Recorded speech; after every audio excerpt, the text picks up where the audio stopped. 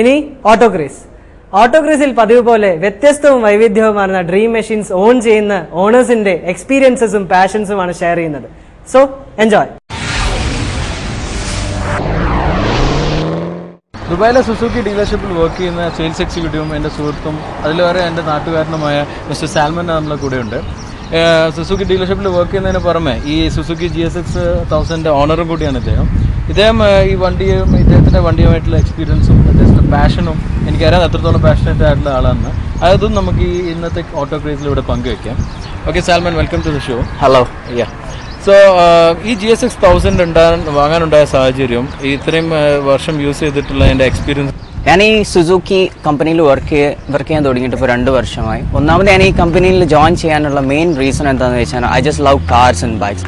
ഇതിൻ്റെ മുന്നേ ഞാൻ കാർ കമ്പനിയിലായിരുന്നു ഇന്ത്യയിൽ വർക്ക് ചെയ്തിരുന്നത്. എനിക്ക് 3.5 വർഷത്തെ എക്സ്പീരിയൻസ് ഉണ്ടായിരുന്നു കാറിൽ.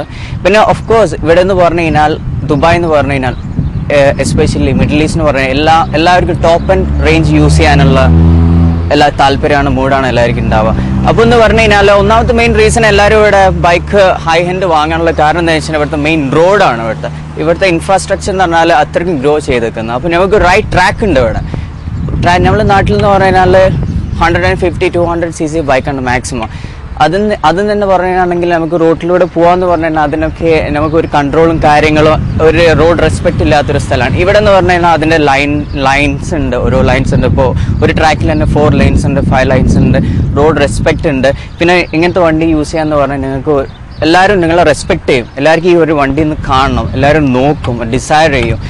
അപ്പോൾ ഞാൻ ഫസ്റ്റായിട്ട് യൂസ് ചെയ്ത വണ്ടി 600 cc ആയിരുന്നു. എനിക്ക് സ്പോർട്സ് ബൈക്കിനോടാണ് പണ്ടേ താല്പര്യം. നമ്മളുടെ അടുത്ത് സ്ട്രീറ്റ് ഫൈറ്റേഴ്സ് ഉണ്ട്, ക്രൂസർ ബൈക്സ് ഉണ്ട്, സ്പോർട്സ് ബൈക്ക് ഉണ്ട്. പിന്നെ ഒന്നാമത് എൻ്റെ നമ്മളെ ഏജ് കാറ്റഗറി എന്ന് പറഞ്ഞാൽ ഇപ്പോൾ blood boiling type of age കാറ്റഗറിയാണ്.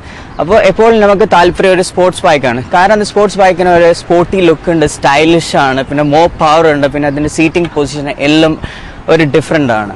അപ്പോൾ ഫസ്റ്റ് 600-ലാണ് ഞാൻ സ്റ്റാർട്ട് ചെയ്തത്. കാരണം ഞാൻ സ്റ്റെപ്പ് ബൈ സ്റ്റെപ്പാണ്. ചിലരുടെ ഇവിടെ പെട്ടെന്ന് ലൈസൻസ് എടുത്ത് പാടുന്ന ജമ്പ് ചെയ്യും 1300 cc. That doesn't make any sense. എല്ലാത്തിനും അതിൻ്റെതായ ട്രാക്ക് ഉണ്ട്. ആ ട്രാക്കിലൂടെ സ്റ്റെപ്പ് ബൈ സ്റ്റെപ്പ് ആയിട്ട് പോയി കഴിഞ്ഞാൽ നമുക്ക് നല്ല രീതിയിൽ ഒരു ബൈക്ക് എക്സ്പീരിയൻസ്ഡ് പേഴ്സൺ ആവാൻ പറ്റുള്ളൂ. അപ്പോൾ ഞാൻ 600 3 മാസം യൂസ് ചെയ്തു. അത് കഴിഞ്ഞ് ഞാനത് കൊടുത്തു. 600 കഴിഞ്ഞ പാടാണ് ഞാൻ 750 യൂസ് ചെയ്തത്. 750 ഇപ്പോൾ എനിക്ക് കുറച്ചും കൂടി ഒരു സ്മോൾ ബൈക്ക് ആയിട്ട് എനിക്ക് തോന്നുന്നു. അപ്പോൾ എനിക്കൊരു ഹെവി മെഷീനിലേക്ക് പോകാനൊരു താല്പര്യം. അപ്പോൾ ഈ 1000 cc എന്ന് പറഞ്ഞാൽ ഇതിന് 193 HP ഉണ്ട്, വെരി പവർഫുൾ ആണ്. പിന്നെ എനിക്ക് മെയിൻ റീസൺ സുസുക്കിനെ പ്രിഫർ ഉള്ള കാരണം ഞാൻ സുസുക്കി കമ്പനിയിൽ വർക്ക് ചെയ്യുന്നത് കൊണ്ടല്ല. മെയിൻ കാരണം എന്താ വെച്ചാൽ ഇതിൻ്റെ seating position, riding position is very comfortable for me. പിന്നെ നിങ്ങൾ പറഞ്ഞ മാതിരി തന്നെ എല്ലാ ഫീച്ചേഴ്സ് പറഞ്ഞിട്ടുണ്ടാവും. ഇതിൻ്റെ മറ്റുള്ള ബൈക്സിൻ്റെ മാതിരി ലീൻ ഫോർവേഡ് ചെയ്യേണ്ട ആവശ്യം വരുന്നില്ല. ഒരു അപ്വേർഡ് സ്ട്രേറ്റ് പൊസിഷനാണ്. പിന്നെ ഇതിൻ്റെ വെയിറ്റ് എന്ന് പറഞ്ഞു കഴിഞ്ഞാൽ ഹാൻഡ് ചെയ്യാൻ പറ്റുന്നതാണ്.